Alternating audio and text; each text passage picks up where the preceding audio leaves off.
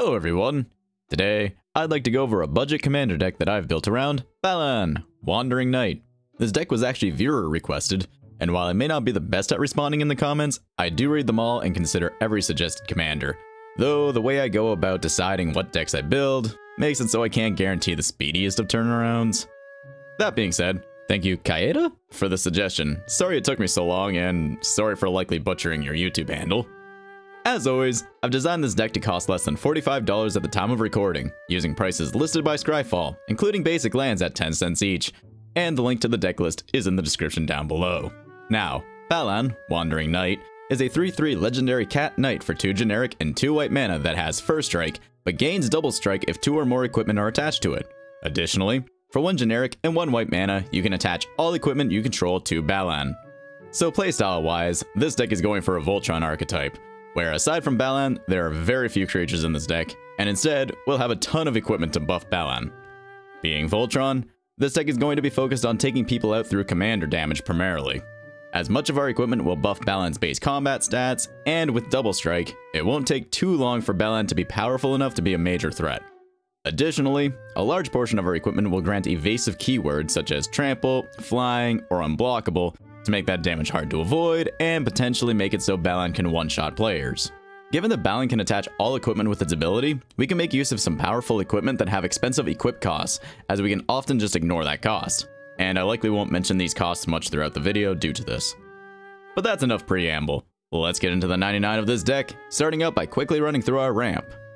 First up, we have Marble Diamond and Arcane Signet, which will tap for white, and Felwar Stone, which is likely to tap for white. Then there's Mind Stone, Liquid Metal Torque, Fractured Power Stone, Prismatic Lens, and Guardian Idol, all tapping for generic, though note that Guardian Idol enters the battlefield tapped. Wayfarer's Bauble is great as it tutors a basic land onto the battlefield tapped. And then we have a few mana dorks with Mannequin, Hedron Crawler, and Gold Mirror. And now that we have our ramp, let's start digging into the meat of our deck with equipment that will give Balan power and or toughness buffs. First up, we have Great Axe, Ogre's Cleaver, and Colossus Hammer for 1, 2, and 1 mana respectively, and granting +4 power, +5 power, and +10/+10 respectively. Note that Colossus Hammer will make Balan lose flying if he gained it before equipping it, but you can still gain flying after equipping Colossus Hammer. Also, so long as Balan has at least 1 other equipment on it, Colossus Hammer makes him immediately lethal if not blocked, as 13 damage with double strike does go over your commander damage. Then we have Hero's Blade, which gives +3/+2 and can be immediately attached to any legendary creature when that creature enters the battlefield.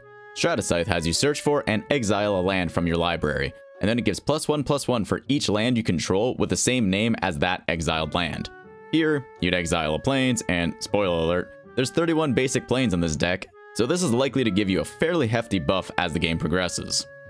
Plate Armor gives our equipped creature +3/+3 and Ward 1, and can be attached for free if you control enough equipment. Golem Skin Gauntlets, Thran Power Suit, and Nettle Cyst give buffs based on how much equipment we have.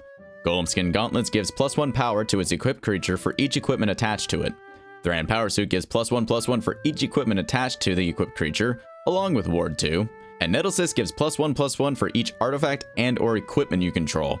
Then we have Core Halberd, giving +1/+1 in Vigilance, Batterbone, giving +1/+1 Vigilance and Lifelink, and Sting, the Glinting Dagger, which gives +1/+1, haste, and you untap the equipped creature each combat, so it kinda gives a slow and janky version of Vigilance. Up next, we have Hero's Heirloom, which gives +2/+1, and if the equipped creature is legendary, it gets Trample and Haste, of which Trample combined with Double Strike is a very potent combo. We also have Onaginata and Loxodon Warhammer, both giving +3 power and Trample, with Loxodon Warhammer additionally giving Lifelink. Then we have Diviner's Wand, giving its equipped creature +1/+1 and flying for the turn whenever you draw a card. So at worst, this will start working the turn after it's equipped due to your draw step. Argentum Armor gives +6/+6, and when its equipped creature attacks, you destroy a target permanent. And finally, we have Lion Sash, an equipment creature that can be used as a bit of graveyard hate, gaining +1/+1 counters whenever you exile a permanent card from a graveyard with it, and it gives +1/+1 to its equipped creature for each +1/+1 counter on Lion Sash. Now, let's quickly go over some equipment that will give useful keywords, but don't happen to give additional power or toughness. Basilisk Collar gives Death Touch and Lifelink, and Haunted Cloak gives Vigilance, Trample, and Haste. Then, to make it hard to block Balan, there's Trailblazer's Boots, which apparently the lowest cost printing right now is Lorien Brooch from the Lord of the Rings, which gives non-basic land walk, and given the prevalence of non-basics in Commander, this will make Balan unblockable to many decks. And we also have Prowler's Helm, which makes the equipped creature blockable only by walls. Then we have Quietus Spike, a bit of an odd card, but is powerful with Balan, especially with Double Strike. It grants Death Touch, but when its equipped creature deals combat damage to a player, that player loses half their life rounded up. And as I understand it, damage gets taken first, then the resulting life total gets halved. And of note, the number that's getting rounded up is the amount that's lost.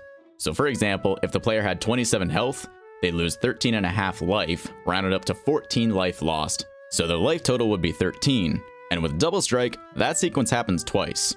Then, finally for this section, we have Cloudsteel Kieran, a 3/2 flying equipment creature that, when attached to a creature, gives its creature flying and you can't lose the game and your opponents can't win the game. So it's basically turning any creature into a Platinum Angel. Now, I'd like to talk about a couple of spells that don't fit perfectly into any of these chapters, but still synergize well with this deck. Militant Inquisitor is a 2/3 that gets +1 power for each equipment you control, but they don't have to be attached to it, so the whole gym locker's worth of equipment that would be throwing onto Balan will still buff Militant Inquisitor. Also, given there's some redundancy with our keyword buffs, if you have an extra instance of, say, Flying, Trample, or Unblockable, Militant Inquisitor wouldn't be a bad choice to spend an equip cost to buff it up, so long as it doesn't significantly impact Balan. Though note that Balan would steal it back if he used his activated ability again. And Denethor Compassion is a 2/2 with First Strike, Vigilance, and Lifelink. But importantly to this deck, our equipment spells will cost 1 less generic to cast, in some cases making them free to cast. That all being said, we're going to want to be able to interact with what our opponents are doing, so let's start going through those types of spells. First up are Disenchant and Generous Gift, the former destroying a target artifact or enchantment, and the latter destroys any permanent, but that permanent's controller gets a 3/3 elephant. Then we have Dispatch, which has you tap a target creature, but if you control 3 or more artifacts, an easy bar to reach in this deck, you instead exile that creature. Similarly, we have Swords to Plowshares and Path to Exile, both exiling a target creature, the former giving that creature's controller life equal to that creature's power, and the latter lets them tutor a basic land onto the battlefield tapped. Then, Dawn Charm gives you a few options, either giving you a Fog, preventing all combat damage that would be dealt that turn, regenerating a target creature, in case someone destroys Balan, or counter a target spell that targets you. Then, Rebuff the Wicked counters a target spell that targets a permanent you control, helping you keep Balan, or a prime piece of equipment, on the battlefield longer. And finally, we have a couple of board wipes with Austere Command and Slash the Ranks. Austere Command has you choose 2 of 4 modes, either destroying all creatures with converted mana cost 3 or lower, destroying all creatures with a converted mana cost 4 or greater, destroying all artifacts, or destroying all enchantments. And then Slash the Ranks destroys all creatures and planeswalkers that aren't commanders. Both of these have the potential to do way more harm to our opponents than ourselves, hopefully helping us reset the playing field if things start getting out of hand.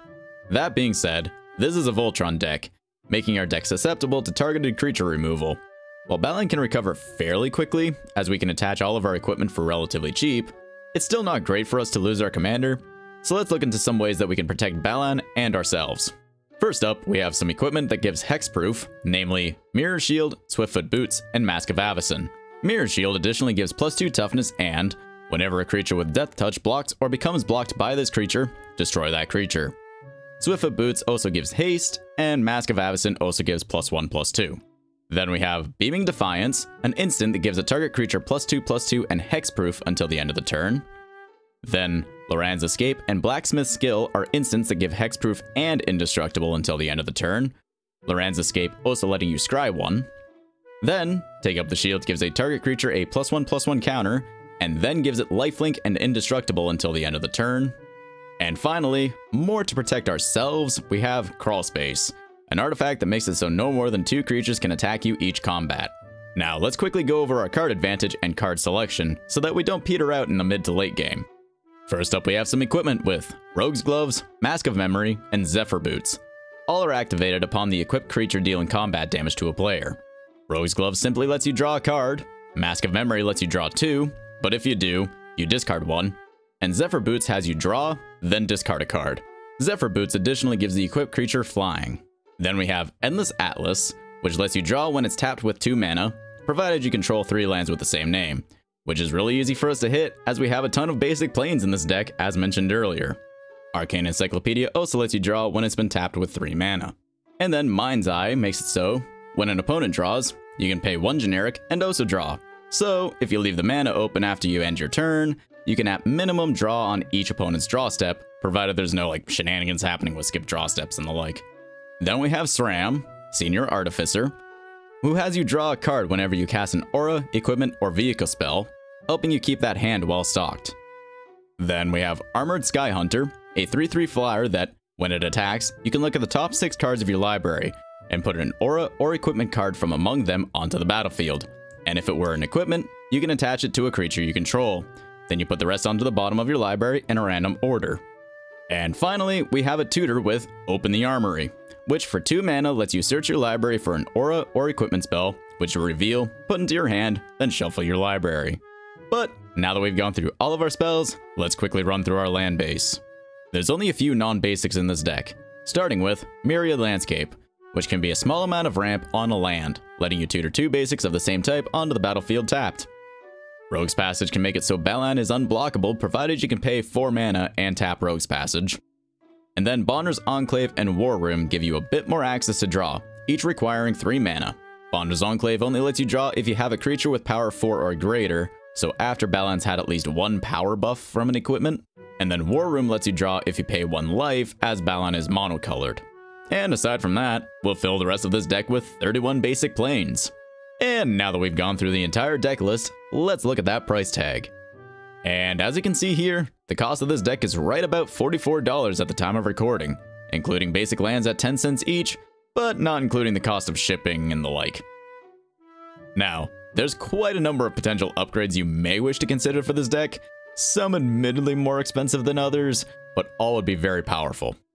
For some additional card advantage, we can look towards Bilbo's Ring, an equipment that lets you draw if the equipped creature attacks alone, Pure Steel Paladin, a creature that lets you draw whenever an equipment enters the battlefield under your control, and making it so the equipped costs are free if you control at least 3 or more artifacts, and then Stone Hero Giant and Stoneforge Mystic can be used to tutor and cheat equipment onto the field. Then for some more protection, you can get Indestructible for Balan with Dark Steel Plate, Hammer of Nazan, or Mithril Coat. Champion's Helm gives you another instance of hexproof on an equipment, and Robe of Stars lets you phase out Balan, making it difficult for people to get rid of them. And then Leona Abunas basically gives our artifacts hexproof.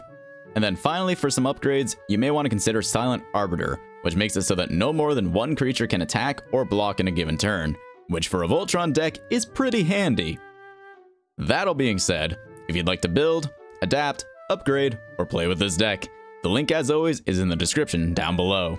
If you liked the video, consider giving it a like, and if you'd like more budget commander decks, consider dropping a sub. Thank you for watching, and I'll see you in the next one.